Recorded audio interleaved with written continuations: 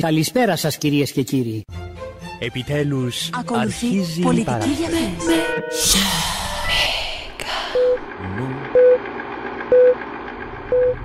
Πάμε.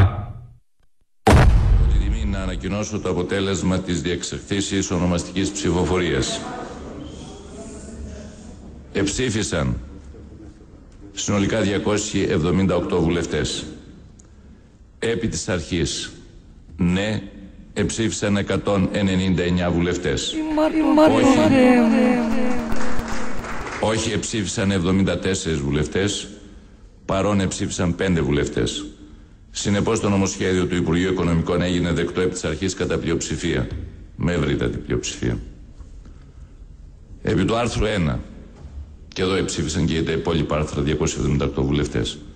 Ναι, εψήφισαν 190 βουλευτές, όχι εψήφισαν 83 βουλευτές, παρόν εψήφισαν 5 βουλευτές.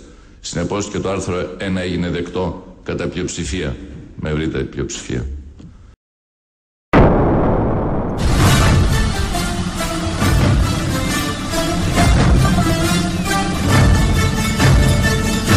Αγαπητοί Έλληνες φίλοι, κερδίσατε!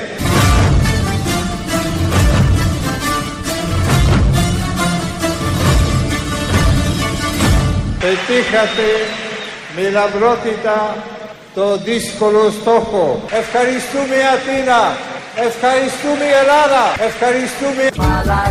Ας πάμε όλοι με μια φωνή. Όλοι με μια φωνή. Κερδίσατε.